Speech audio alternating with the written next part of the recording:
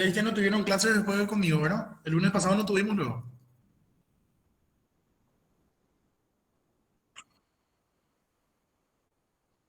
No, tranqui, pero la profe tampoco me había dicho nada. No sé si vos hablaste con ella.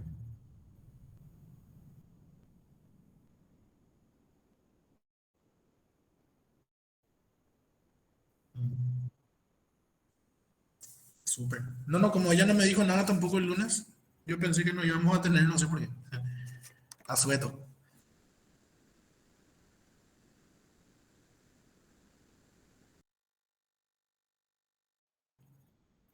Esto.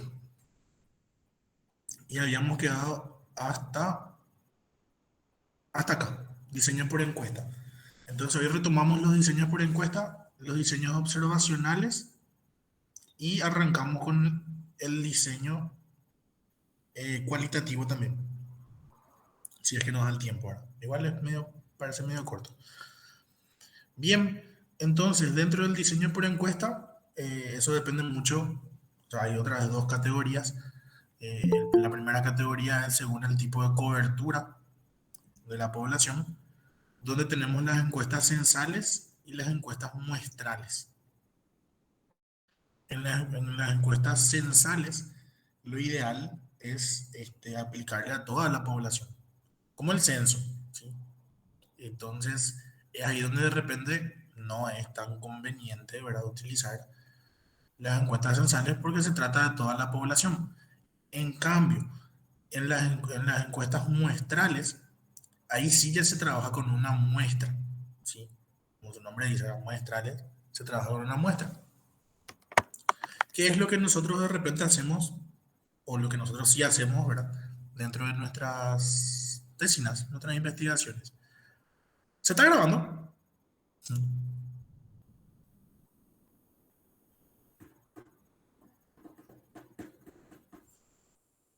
Ah, dale, buenísimo.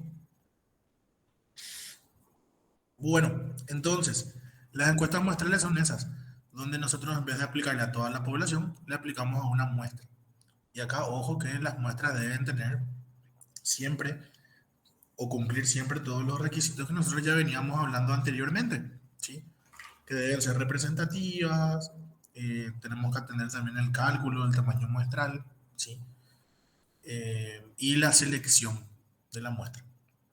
Acá estamos hablando de un estudio no experimental, entonces no siempre van a existir aleatorización. Si se puede aleatorizar, genial. Ahora, si no se puede aleatorizar, por cuestiones, este, por cuestiones de cada población, no pasa nada. Pero siempre cumpliendo el criterio, por lo menos, de el tamaño muestral mínimo que nos exigen las fórmulas según cada tipo de estudio. Y bueno, también existen los diseños por encuesta según el objetivo, ¿sí? Está el objetivo descriptivo, el objetivo explicativo o analítico, que habla de las relaciones entre variables. Entonces, básicamente esas son las características de nuestro diseño por encuesta. Y bueno, el diseño simplemente es aplicar una encuesta y luego analizar los resultados. En el descriptivo se analizan los resultados con estadísticos descriptivos, como su nombre lo dice, y más que nada son los porcentajes, la frecuencia, de por ahí, dependiendo de la variable, se pueden hacer gráficos de barra, gráficos de torta. Eh, También depende mucho de las variables, si podamos hacer nosotros los puntajes mínimos, los puntajes máximos, la media, el desvío, la varianza, siempre y cuando los datos o los resultados sean datos cuantitativos.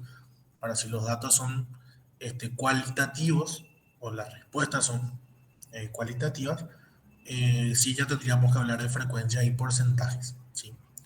Eso sí, nuestro objetivo es descriptivo. Ahora, si nuestro objetivo es explicativo o analítico, o se busca la relación entre dos variables,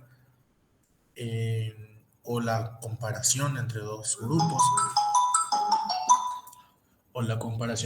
grupos, entonces ahí nosotros estamos hablando de que ya tenemos que realizar estadísticos inferenciales de comparación de grupos o estadísticos inferenciales de relación entre los grupos, ¿verdad? Que son la R de Pearson, la T de Student, la ANOVA, eh, que nosotros todavía no desarrollamos, pero que ya manejan un chiquito al menos esos conceptos de lo que es psicometría del cuarto año. También tenemos según la temporalidad, que pueden ser transversales, pueden ser longitudinales, ¿sí? Transversales, como ya habíamos hablado anteriormente, el corte transversal implica que se aplica el instrumento o se realiza la recolección de datos en un solo tiempo, ¿sí? Entonces se corta el tiempo y bueno, ahí es donde nosotros vamos a aplicar los instrumentos y luego lo analizamos. Y longitudinal, bien, que sería ya a lo largo del tiempo, ¿verdad? Pueden ser dos o tres o más aplicaciones a lo largo del tiempo. Donde dentro de la categoría longitudinal tenemos el panel y tenemos el de series temporales. ¿Verdad?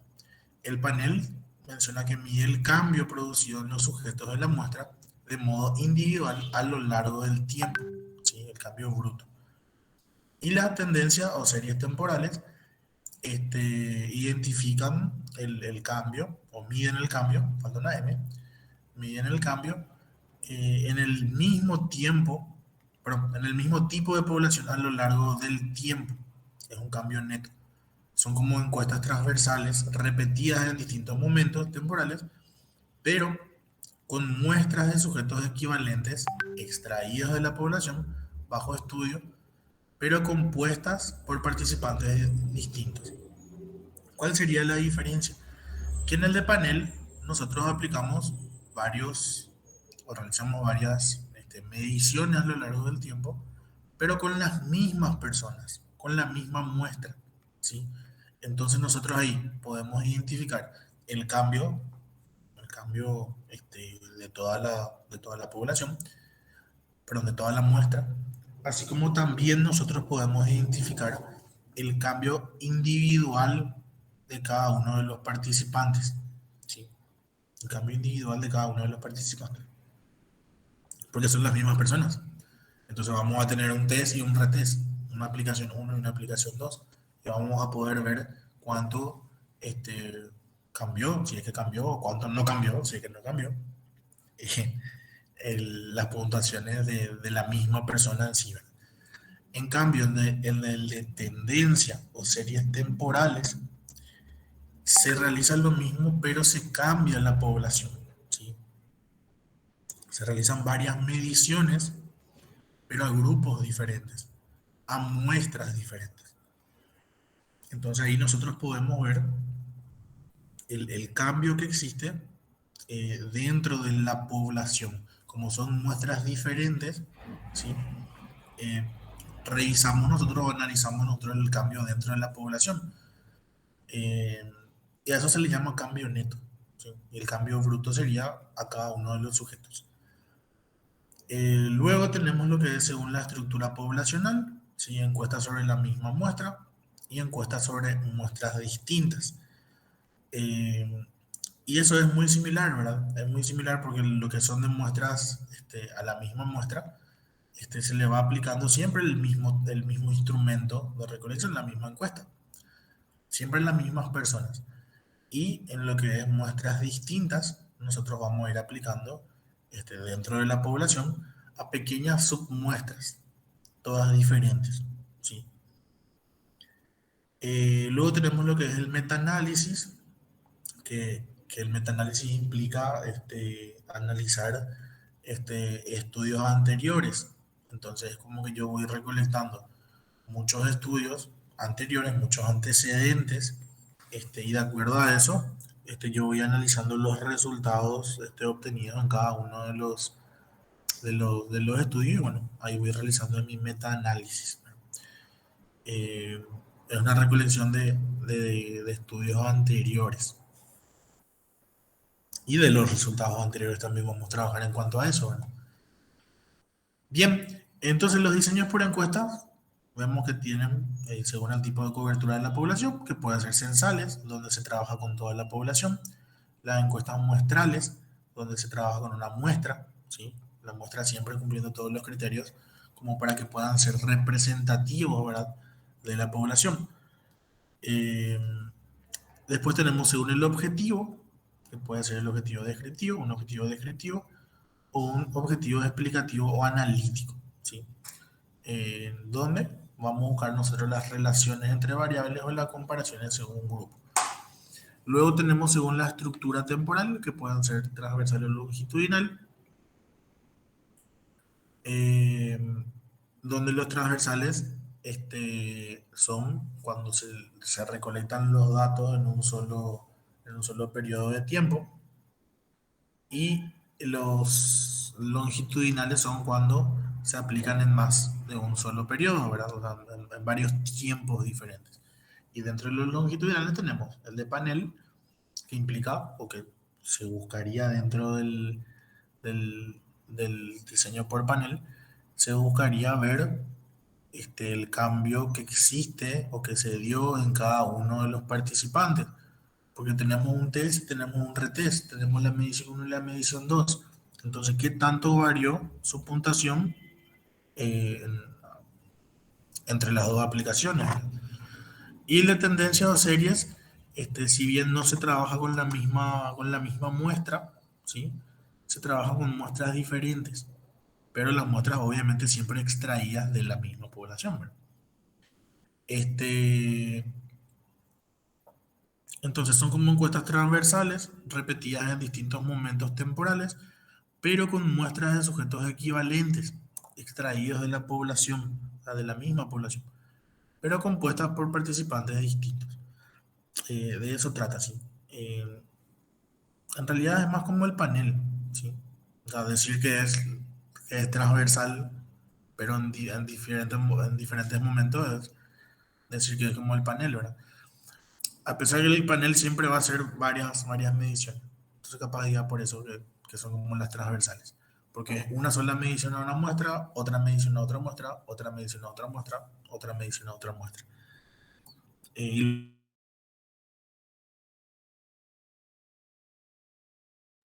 entre muestra y muestra, ¿verdad? Siempre las muestras extraídas de la misma población.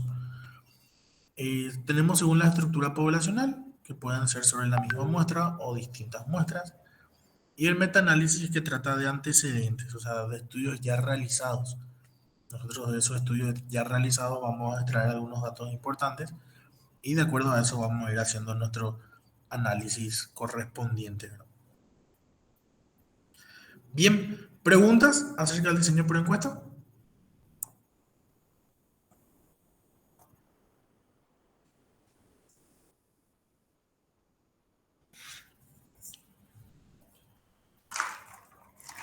Bien. ¿Quién más está presente ahí? Iván, Belén, Vane. Todo claro.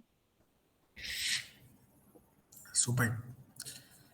Vamos entonces al diseño observacional, donde el objeto de estudio es el comportamiento espontáneo en sus contextos naturales, sin intervención del investigador y la no restricción de las respuestas de los participantes a través de una tarea o instrumento de evaluación. El objeto de estudio es el comportamiento espontáneo. Entonces acá lo importante es que siempre son contextos naturales. Bueno, creo que lo primero es el comportamiento, ¿verdad? El estudio del comportamiento en contextos naturales y que no existe o sea, el investigador no propone ningún estímulo, ¿sí? Llámese a esa tarea, o entiéndase por eso tarea o instrumento, como para que el participante responda o se vea afectado en cuanto a esas condiciones propuestas por el investigador, ¿verdad? Entonces lo que se busca siempre es observar el comportamiento, ¿sí? Acá hay algo muy importante a la hora de realizar las observaciones. Las observaciones deben ser lo más objetivas posibles. Y cuando hablo de observaciones objetivas y hablando de conducta, se deben observar, y esto le va a servir un montón para cuando ustedes quieran hacer también observaciones, ¿verdad? O cuando ustedes realicen observaciones, ¿verdad? eh, se van registrando solamente las conductas objetivas, o sea, las conductas que nosotros estamos viendo, y solamente conductas, ¿sí? No se ponen pensamientos subjetivos nuestros. ¿Por qué digo eso? Porque da, y más a nosotros, ¿verdad? Psicólogos, que queremos adivinar y predecir todo lo que está pasando y controlar todo nuestro entorno, ¿verdad? Diciendo que entendemos todo lo que pasa o que sabemos todo lo que pasa. Que a veces realizamos las observaciones y vamos anotando nuestros juicios, vamos anotando nuestros pensamientos. Entonces, qué sé yo, a mí me pasa un montón en lo que es psicología deportiva, por ejemplo, eh, que, que voy para observar o que vamos a observar y no sé, vemos que el deportista se, se sube y se baja la media eh, 3 o 4 veces en un minuto, ¿verdad? Entonces nosotros ya decimos, mira, está nervioso, se baja y se sube la media. Pero eso no es una observación objetiva, ¿verdad? Porque no sabemos si realmente está nervioso o no. De por ahí le molesta, de por ahí los futbolistas se suelen depilar mucho ahora. Entonces por ahí le pica, o qué sé yo, se cortó y le tiene un raspón, qué sé yo. Y por eso se sube y se baja, se sube y se baja, ¿verdad? Este, y no precisamente porque esté ansioso o nervioso o no sepa qué hace con su mano, ¿verdad? Entonces, ese es un ejemplo muy, muy gráfico el que estoy dando en cuanto a lo que es, en cuanto a lo que no tienen que hacer, ¿verdad? Sino que lo que realmente importa es esa conducta, objetiva de lo que pasa. Se sube y se baja la media, fin. Ese tiene que ser mi registro. Y si puedo cuantificarlo, lo cuantifico. Bueno, se bajó y se subió la media, 10 veces en un minuto, con un cronómetro ahí contando cuántas veces se subió y se bajó, ¿verdad? Este, pero eso es lo que nos, o sea, eso es lo que sesga un poco nuestras observaciones, ¿verdad? Y hace poquito fui con un grupo de chicos a observar un partido un entrenamiento de básquet y bueno, salían las interpretaciones de cada conducta, ¿verdad? Miró al suelo, pegó, sopló, eh, se agarró el cabello. Y todo, ¿verdad? O sea, todas esas son conductas, ¿verdad? Sí, genial. Eso es lo que hay que registrar. Pero siempre venía él. Se agarró el cabello porque estaba nervioso.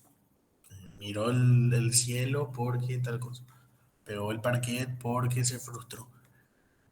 Y bueno, y en realidad eso nosotros no sabemos si es así o no. Después nos acercamos nosotros al deportista o a la persona si queremos saber, ¿verdad? Con nuestro registro y le decimos, mira, noté que pegaste el piso 10 veces. Algún motivo especial por el cual pegaste el piso 10 veces. Y ahí él nos va a decir seguramente que sí, que se frustró, que estaba nervioso, ansioso y bien. Ahí él nos está confirmando a nosotros eso y ahí podemos registrar si queremos, ¿verdad? Pero eh, en, en- de- a el primer registro que debemos realizar, o el único registro que debemos realizar es del comportamiento, ¿sí? Bien, eso como para que tengan en cuenta también ustedes a la hora que realicen sus observaciones en algún momento, ¿verdad? Siempre es la conducta objetiva en la que hay la que hay que registrar, ¿verdad? Y todo lo que podamos registrar en cuanto a esa conducta, ¿sí? El tiempo, cuántas veces se repitió, o en qué contexto se repitieron, ¿verdad? Este, si fue antes de un error, si fue antes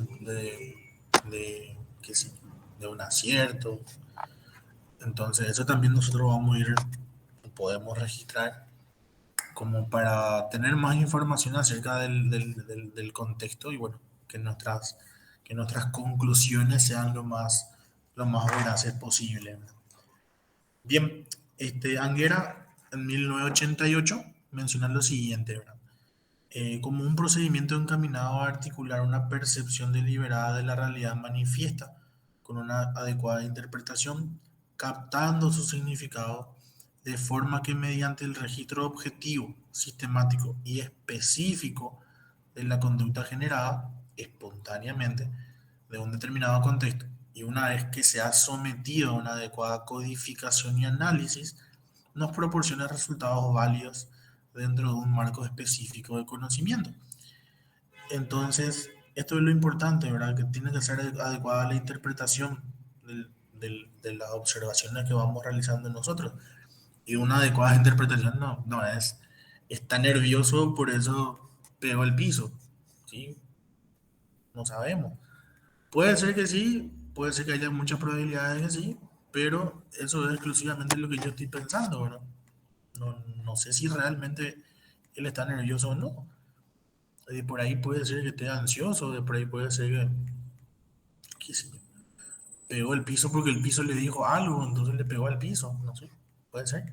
No, mientras uno no pregunte, no puede estar 100% seguro, ¿verdad? Eh, a ver, entonces una adecuada interpretación, captando su significado, de forma que mediante el registro, que tiene que ser objetivo, debe ser sistemático y debe ser específico de la conducta,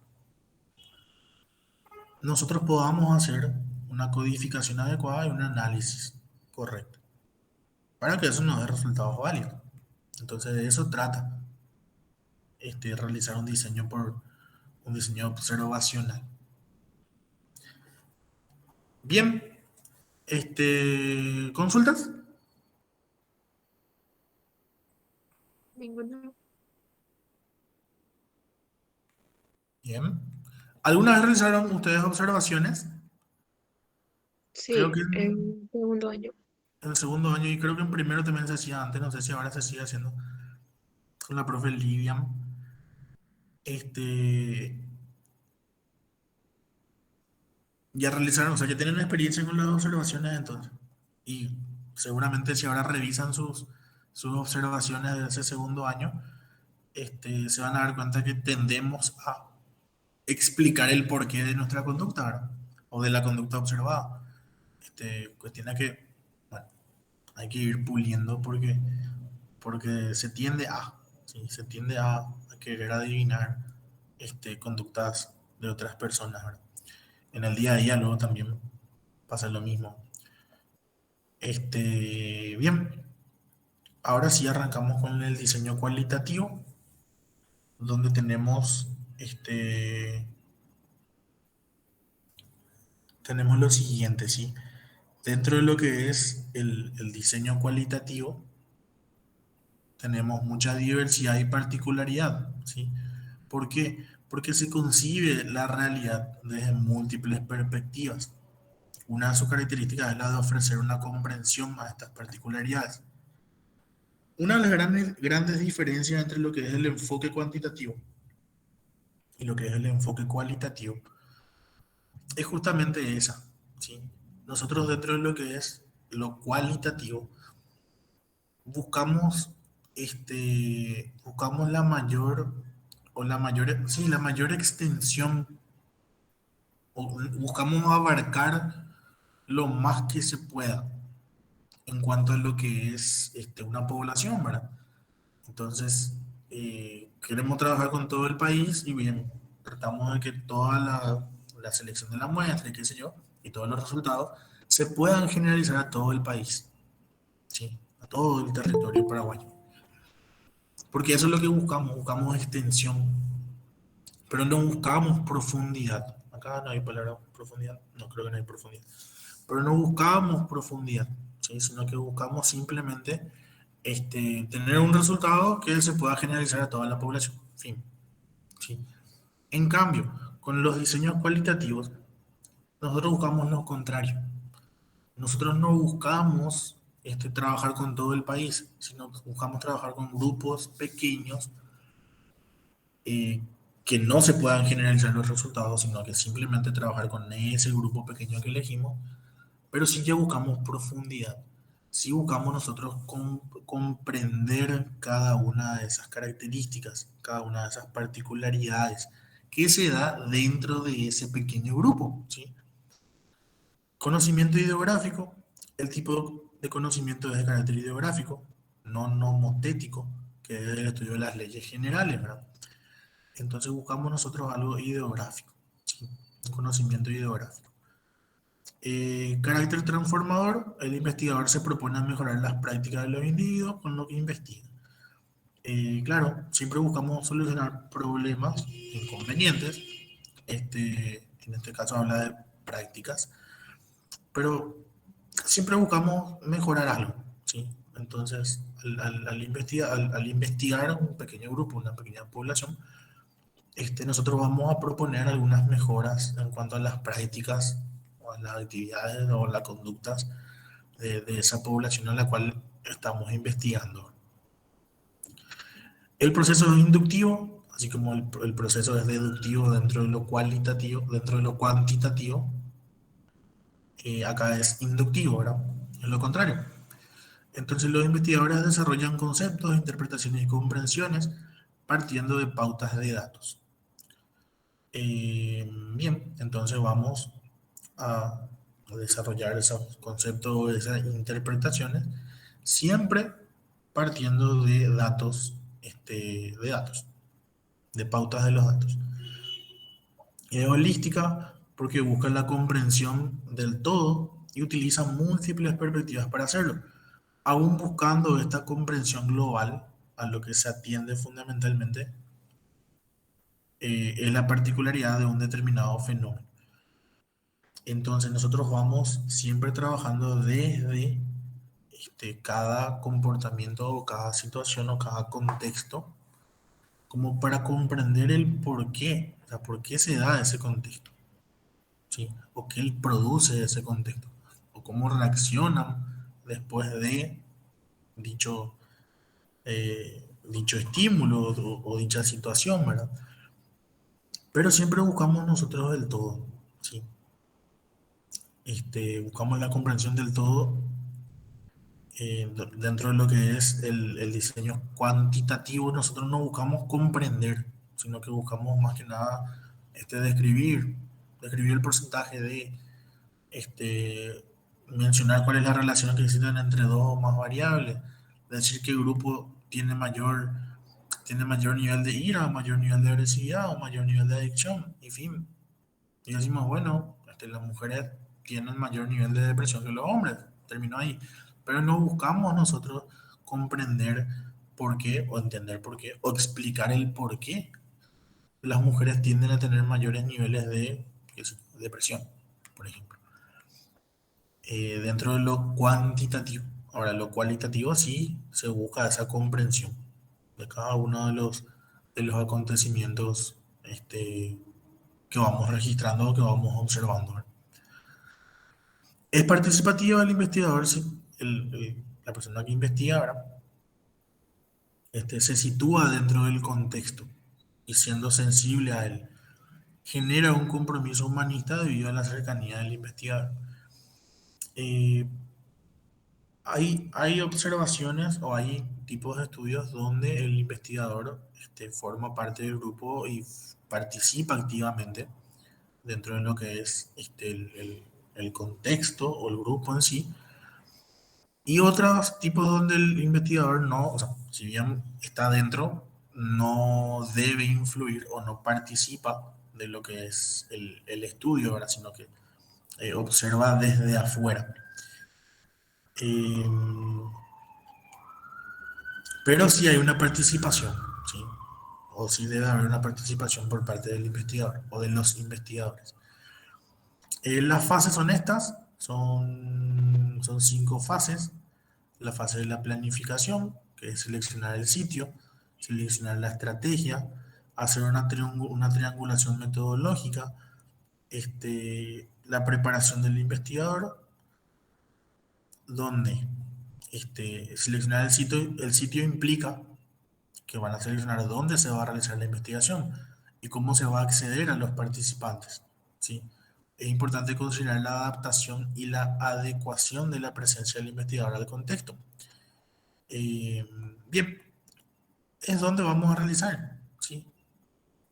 Es donde vamos a realizar y tener en cuenta que la adaptación o que la participación del investigador esté acorde a lo que es a lo que es el contexto, a lo que es es el contexto donde él va a participar, ¿verdad? Y acá implica todo, ¿verdad? Implica tanto la vestimenta, implica tanto la forma de comunicarse, ¿sí?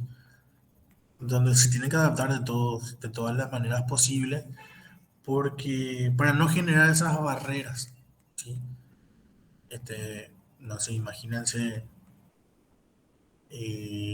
trabajar con alguna comunidad de pueblos originarios, eh, y nos vamos todos trajeados y no sé, nos vamos todos trajeados con nuestras computadoras y nuestros celulares, eh, a trabajar con ellos, ¿verdad? Y ponemos cámaras por todos lados y que sacamos fotos por todos lados. Ellos se van a sentir, to- o nuestra presencia ahí, vestidos de esa manera, de por ahí genera algún tipo de barrera con ellos, ¿verdad? Entonces, bien, ahí se rompe todo tipo de relación, se rompe todo tipo de vínculo y eso no va a ayudar a, no va a ayudar a, recoger la información que nosotros querramos recoger, ¿verdad? Entonces, esas cuestiones son muy importantes a la hora de ir trabajando como participantes de nuestra propia investigación, ¿verdad? Se selecciona la estrategia que viene determinada por la naturaleza de la pregunta de investigación. Es aconsejable que el investigador maneje diversas maneras o diversas técnicas para recolectar los datos. Entonces, por ejemplo, puede ser la observación, puede ser la entrevista, puede ser el análisis de documentos. Y eso ya depende de lo que nosotros querramos encontrar, ya depende de nuestro objetivo, ya depende de nuestra pregunta de investigación. Eh, entonces nosotros podemos observar, podemos realizar algunas entrevistas, también podemos hacer un análisis de documentos que tengan información acerca de cada una de las características o la parte histórica de lo que o de donde nosotros vamos a ir trabajando, ¿verdad? La triangulación metodológica se refiere a la estrategia cuya finalidad es obtener validez y rigor en los datos, y a la vez ofrece una visión global desde diferentes perspectivas. El investigador coteja la información a través de diferentes fuentes y de personas con diferentes perspectivas. Esto se da mucho o se puede dar bastante en lo que es qué sé yo, psicología educacional, por ejemplo. En psicología clínica también, solo que este, sí, también en psicología clínica. En el caso que trabajemos, a ver, la triangulación refiere a buscar información de otras fuentes, ¿sí? Como para que tengamos más información confiable, y más información válida acerca de un sujeto, por ejemplo. Entonces, lo que yo me refería con los ejemplos era, si estamos observando a un niño en el salón de clases, nosotros podemos hacer esa triangulación de la información, luego consultando o hablando con sus otros compañeros, o hablando con la profesora a cargo, la profe guía, como también con los padres del chico. Entonces ahí nosotros vamos a ir recolectando y comparando información de lo que nosotros observamos con información de lo que la profesora en clase observa, con lo que los padres en casa observan y con los de los otros compañeros, ¿verdad? Que se sientan ahí cerca, qué sé yo, y que lo que ellos observan o ellos interpretan de la situación, ¿verdad? Entonces, gracias a eso nosotros vamos a tener diferentes perspectivas del mismo contexto o de la misma situación. Y bueno, eso a nosotros nos va a ayudar a que tenga más validez y rigor científico en nuestra información o nuestros datos. Preparación del investigador. Él es el instrumento de la investigación. Hay que esperar a ser aceptado por los participantes, tener una buena dosis de estudio y reflexión sobre el tema de investigación y revisar permanentemente las notas, ¿sí? Permanentemente las notas. Bien, entonces, hay que estar preparados y hay que realizar el famoso rapport con con los participantes. Tenemos que ganar su confianza, ganar su corazón, como para que ellos vayan confiando en nosotros y bueno, este, no exista ninguna barrera y que el vínculo entre participante e investigador sea lo más sano, abierto y posible, ¿verdad? Bien, y la última fase, o sea, la última actividad es la creación y perfeccionamiento de la pregunta de investigación. Que sea lo suficientemente amplia para tratar aquellos aspectos que probablemente no se contemplan en una primera definición. Tener en cuenta también que dentro de lo que es todo lo cualitativo, dentro de lo que es el enfoque cualitativo, este, siempre todo se va modificando a la hora que se va realizando, ¿sí? Dentro del enfoque cuantitativo, el investigador debe preparar sus protocolos de investigación, o sea, sus objetivos, su marco teórico y todo el diseño metodológico antes de realizar la investigación. Y luego, una vez que eso esté todo bien, esté todo ok, ahí uno va siguiendo ya los pasos que fue planteando. En cambio, dentro de lo que es el enfoque cualitativo, ¿verdad? El investigador improvisa a medida que va investigando. Improvisa en el buen sentido de la palabra, ¿verdad? O sea, como todo va cambiando, entonces él puede tranquilamente cambiar sus objetivos, cambiar sus preguntas, cambiar también las técnicas de recolección de datos que va a utilizar, ¿verdad? Y eso lo va haciendo por conveniencia, eso lo va haciendo de acuerdo a lo que va encontrando y de acuerdo a lo que él cree que eso le va a servir un montón, ¿verdad? Entonces yo creo que esto me va a servir un montón o esto me va a arrojar más información que esto que yo ya tenía pensado hacer antes, bien, lo cambio tranquilamente. Es mucho más flexible, ¿sí? Es mucho más flexible el método cualitativo, ¿verdad? Porque siempre se busca abarcar más información. Y nosotros antes no teníamos la información necesaria. Entonces es como que fuimos con una idea, pero a medida que vamos investigando, a medida que vamos recolectando datos, esa idea va cambiando y bueno, ahí nosotros vamos a cambiar también lo que sea necesario cambiar para llegar al resultado que queremos, ¿verdad? Bien, la siguiente fase es la entrada.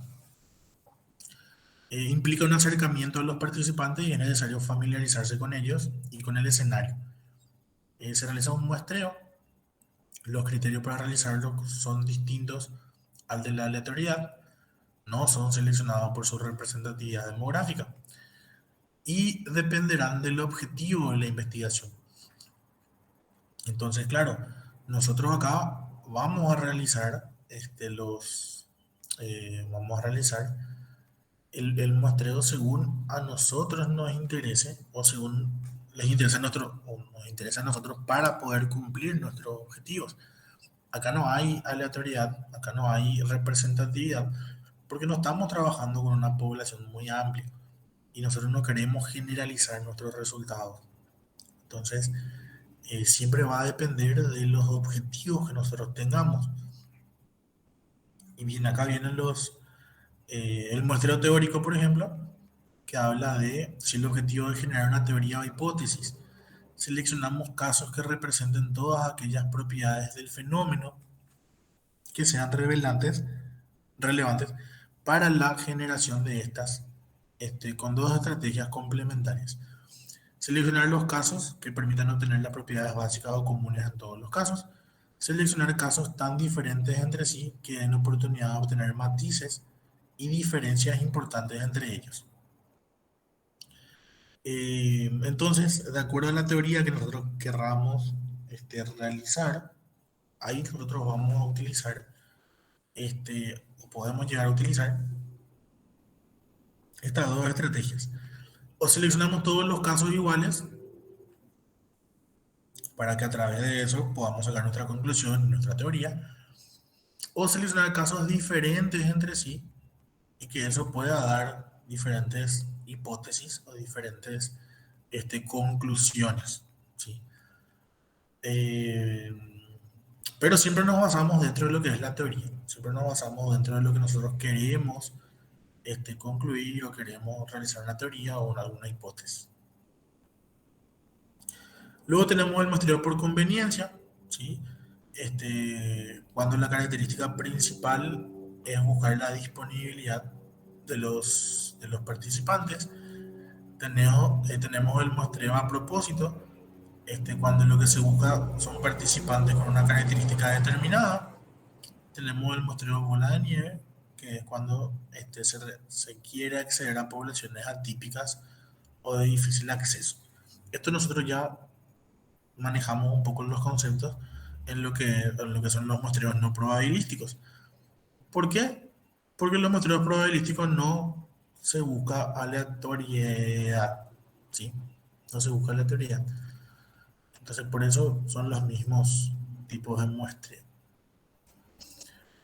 Bueno, entonces acá en la entrada lo que importa es que nosotros estemos totalmente en conexión, que exista un vínculo sano entre el investigador y los participantes. Una vez que eso pase, realizamos los muestreos de acuerdo a las necesidades que tenemos. La recogida de datos sería la fase 3, donde hay que asegurarse del rigor y la validez de los datos para que la investigación tenga validez y fiabilidad. Algunos procedimientos son los siguientes, ¿verdad? Criterio de adecuación y pertenencia de datos. La adecuación se refiere a la cantidad de datos, no al número de sujetos. Esta adecuación se logra cuando se cumplen dos criterios, la de saturación y la de pertenencia. La de saturación ¿verdad? Significa que los datos se vuelven repetitivos y no se generan nuevos matices o variaciones de los mismos. Y la pertenencia es la selección de la información de acuerdo a las necesidades teóricas del estudio y del modelo emergente. Entonces lo que se busca con esto es que se generen la mayor cantidad de informaciones nuevas posibles, ¿sí? Donde no todo sea repetitivo. Entonces nosotros lo que queremos pues, es explicar todo el fenómeno, queremos explicar todo el contexto. Y para eso necesitamos mucha información, ¿sí? Mucha información diferente. Necesitamos variaciones. Y en cuanto a lo que es la pertenencia, nosotros buscamos este, seleccionar la información de acuerdo a esas necesidades teóricas, ¿sí? Quiere decir que de acuerdo a lo que nosotros estamos buscando, de acuerdo a nuestros objetivos, de acuerdo a lo que dice el marco teórico, vamos a seleccionar nosotros información similar a esa, ¿sí? Como para poder explicar también de alguna u otra manera nuestros resultados. Tenemos el control de la información, donde la documentación del desarrollo conceptual del proyecto debe ser cuidadosa para permitir al investigador reconstruir el proceso a través del cual se ha llegado a las conclusiones y reflejando por qué tomamos las decisiones metodológicas en los distintos momentos de la recogida de datos. A veces incluso se usa a otro investigador para comprobar la validez de las categorías, preguntándole a otro si ve lo que él está viendo, ¿verdad?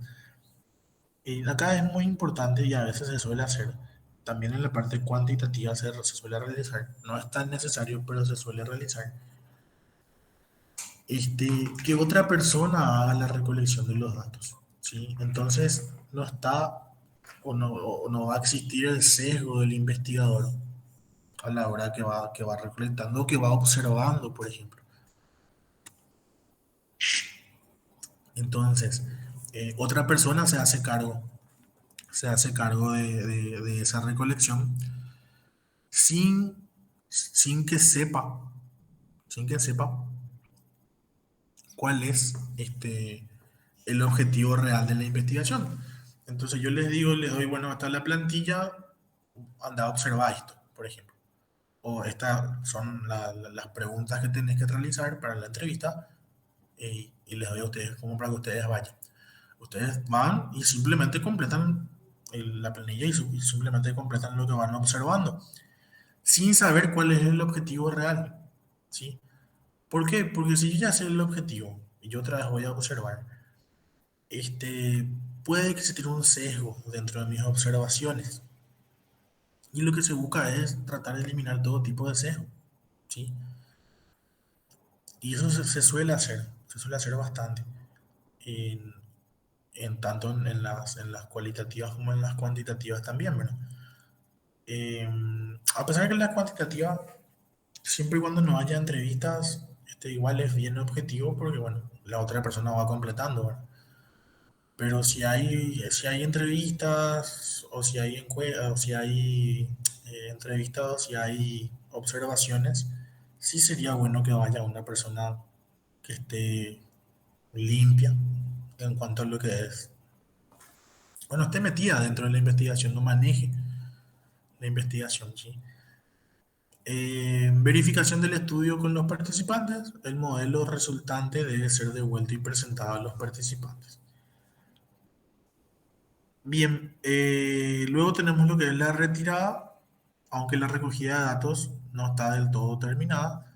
Puede darse también el caso en el que el investigador se siente como un miembro más del contexto y sea necesaria su retirada del escenario. Hay dos procesos que impiden la recogida de datos por parte del investigador: que pierda sensibilidad y que pierda objetividad. Que pierda sensibilidad en cuanto a las actividades cotidianas, al volverse predecibles y poco relevantes, y hace difícil la recogida de los datos. Y pierde objetividad al volverse uno más del grupo. Se vuelve nativo y no toma notas o no tiene nada que observar. Entonces, el investigador puede involucrarse tanto dentro del grupo, dentro del contexto, que eso haga que se pierda la sensibilidad y eso haga que se pierda la objetividad. Entonces ahí es necesario que el investigador se retire, ¿sí? Se retire del escenario, como menciona acá, que se retire del lugar y que ya no forme más parte, que ya no conviva más con esa comunidad, por ejemplo, ¿verdad? Entonces, ¿cuándo se pierde sensibilidad? Se pierde sensibilidad a a las actividades cotidianas. O sea, cuando las actividades cotidianas se realizan y se vuelven predecibles o se vuelven poco relevantes, ¿sí? Se pierde objetividad también cuando se vuelve uno más del grupo, cuando ya no va a tomar notas o cuando lo que va registrando ya lo registra según su pensamiento, ya lo registra subjetivamente. Ya entran otras cuestiones, otras variables dentro de lo que es perdiendo así la parte objetiva, ¿verdad? Entonces, de repente, si yo veo algo negativo y no quiero hablar mal de la comunidad en la cual estoy dentro y me está gustando estar ahí, y empecé a encariñarme con todos los participantes, y veo así algo negativo, simplemente ya no registro o hago pasar por alto, o voy justificando de alguna manera de la cual haga perder objetividad, ¿verdad? Y por último tenemos la escritura, ¿verdad? Que sería la redacción del informe. Presentar argumentos sistemáticos y convincentes, presentando los datos que apoyan el caso del investigador o que rechazan explicaciones alternativas. Se recomienda escribir un artículo bajo dos planteamientos: guiando al lector a la resolución del problema con los pasos del investigador, y presentar un resumen de los principales resultados, resaltando los resultados que apoyan la conclusión. Entonces son los dos tipos de redacciones que se pueden realizar, una vez que ya se tengan todos este, todos los datos recogidos. Entonces uno ya va realizando nomás directamente su análisis y eso lo presenta en modo de resumen, ¿verdad? Bien, eso entonces son las características y las fases del diseño cualitativo. El lunes que viene vemos los tipos de diseños que hay en psicología, ¿verdad? La etnográfica, la investigación de acción, el estudio de casos, esos tres. Vemos el siguiente lunes, si les parece.